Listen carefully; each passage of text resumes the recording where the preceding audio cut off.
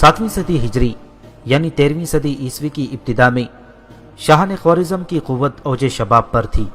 وہ ایران و خراسان اور شام و عراق میں آل سلجوق کے بیشتر مقبوضات پر قابض ہو چکے تھے اور ایشیا کی تمام اسلامی سلطنت کو فتح کر لینا چاہتے تھے، لیکن عین اس وقت جب وہ اس حوصلے کی تکمیل کے لیے تیار ہو رہے تھے، چنگیز خانی طوفان اپنی تمام ہولناکیوں کے ساتھ اٹھا اور سلطنت خوارزم کو پاش پاش کر ڈالا۔ اس سلطنت کی تباہی کے بعد ترکی قبائل جنوب کی طرف بھاگے، ان میں بعض ایران اور شام میں پہنچے اور وہاں 7ویں اور 8ویں صدی ہجری میں بہت کچھ اقتدار حاصل کیا اور ترکمانی مشہور ہوئے، اور بعض جنوب کی طرف بڑھے اور مصر کے سلاطین مملوک سے معرکہ آرا ہوئے جو خود ترکی النسل تھے، لیکن مصر میں انہیں شکست ہوئی اور وہاں سے واپس ہو کر وہ ایشیائی کوچک میں سلجوقیوں سے آ ملے۔ انہی ترکی قبائل میں جو چنگیز خان کے حملوں کے بعد اپنا وطن چھوڑ کر مارے مارے پھر رہے تھے، اور تغرل کا قبیلہ بھی تھا۔ یہ قبیلہ ترکان اوغوز کے قبیلے کا ایک جزو تھا جو ارطغرل کے باب سلیمان شاہ کی سرکردگی میں اپنے وطن خراسان کو چھوڑ کر مختلف ملکوں میں گھومتا ہوا شام کی طرف جا رہا تھا کہ اثناء راہ میں دریائے فرات کو عبور کرتے ہوئے سلیمان شاہ ڈوب کر ہلاک ہو گیا۔ قبیلے کا بیشتر حصہ اس وقت منتشر ہو گیا، لیکن جو لوگ رہ گئے وہ ارطغرل اور اس کے بھائی دوندار کے ساتھ ایشیائی کوچک کی طرف روانہ ہو سکے اور سلطان علاؤ الدین سلجوقی کی سلطنت میں داخل ہو گئے۔ یہ جماعت جو صرف 420 گھرانوں پر مشتمل تھی، سلطان علاؤ الدین کے زیر سایہ پناہ لینے کے لیے پایا تخت قونیہ کی طرف جا رہی تھی کہ راستے میں انگورا کے قریب ارطغرل کو 2 فوجیں مصروف جنگ نظر آئیں۔ وہ کسی فریق سے ناواقف تھا، لیکن یہ دیکھ کر کہ ان میں سے ایک تعداد کے لحاظ سے کمزور اور دوسری قوی ہے، اپنے سواروں کے مختصر دستے کے ساتھ جن کی مجموعی تعداد صرف 444 تھی، کمزور فریق کی حمایت کے لیے آگے بڑھا اور اس جاں بازی سے حملہ آور ہوا کہ دشمن کو میدان چھوڑ کر بھاگنا پڑا۔ فتح حاصل کرنے کے بعد اسے معلوم ہوا کہ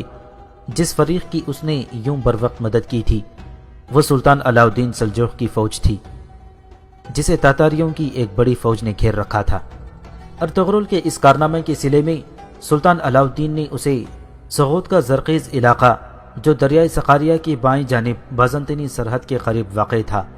جاگیر میں عطا کیا اور سغوت کا شہر بھی اسے دے دیا۔ اس علاقے میں ارطغرل اور اس کے ساتھیوں نے جو خراسان اور آرمینیا سے آئے تھے بدوباش اختیار کی۔ علاؤ الدین نے ارطغرل کو اس جاگیر کا سپہدار بھی مقرر کیا۔ چونکہ ارطغرل کی جاگیر بازنطینی سرحد سے متصل واقع تھی، اس لیے بازنطینی قلعے داروں سے اکثر جنگ کی نوبت آتی رہتی تھی۔ ارطغرل نے تھوڑے ہی دنوں میں اپنی شجاعت کا سکہ بٹھا دیا اور اس کی فتوحات کا یہ اثر ہوا کہ بہت سے ترکی قبائل ایشیائی کوچک میں پہلے سے آباد تھے اس کے ساتھ شامل ہوتے گئے اور اس کی لڑائیوں میں شریک ہونے لگے۔ اس طرح اس کی قوت روز بروز بڑھتی گئی اور اس کا اقتدار گرد و پیش کے علاقوں میں قائم ہونے لگا۔ سلطان علاؤ الدین کے لیے ایک جاگیردار کا اس طرح قوت و اقتدار حاصل کر لینا تشویش کا باعث ہوتا، لیکن ایشیائی کوچک میں دولت سلجوقیہ اندرونی اختلافات اور عمرہ کی بغاوتوں کے سبب زوال کی آخری منزل میں تھی۔ اگرچہ قونیہ میں سلجوقیوں کی قدیم شان و شوکت اب بھی نمایاں تھی، تاہم حکومت کا دائرہ بہت محدود رہ گیا تھا۔ ایک طرف تاتاریوں نے جنوبی اور مشرقی علاقوں پر قبضہ کر لیا تھا، تو دوسری طرف عیسائیوں نے شمال اور مشرق کے قدیم بازنطینی صوبوں کے اکثر حصے واپس لے لیے تھے۔ اس طرح سرحدی علاقوں میں جنگ کا سلسلہ عموماً جاری رہتا تھا اور تاتاری حملوں کا خطرہ کبھی دور نہیں ہوتا تھا۔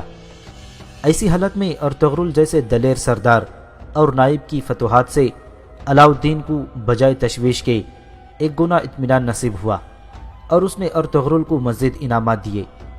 چنانچہ جب نبی شہر اور بروسا کے درمیان ایک جنگ میں ارطغرل نے علاؤ الدین کے نائب کی حیثیت سے تاتاریوں اور بازنطینیوں کی ایک متحدہ فوج کو شکست دی، تو سلطان نے اس کے صلے میں اس کے شہر کو بھی اس کی جاگیر میں دے دیا اور پوری جاگیر کا نام سلطانوی صدر سلطانی رکھا۔ نیز ارطغرل کو اپنے مقدمۃ الجیش کا سپہ سالار مقرر کیا۔ اس وسیع علاقے میں بکثرت چراگاہوں اور زرخیز زمینوں کے علاوہ متعدد قلعے بھی تھے۔ مثلا خراجہ حصار، بلیجیک اور اینینی وغیرہ، لیکن سلطانوی کے اکثر حصوں پر خودسر امیروں کا قبضہ تھا اور اس جاگیر پر اپنا تسلط قائم کرنے کے لیے ارطغرل اور اس کے بعد عثمان کو مدتوں جنگ کرنی پڑی۔ ہلال سلطان علاء الدین کے علم کا نشان تھا اور تغرل نے بھی اس کے نائب کی حیثیت سے اسی نشان کو اختیار کیا جو آج تک ترکوں کی عظمت کا قومی نشان ہے۔ 687 ہجری بمطابق 1288 عیسوی میں ارطغرل نے 90 سال کی عمر میں انتقال کیا اور سغود کے قریب دفن ہوا۔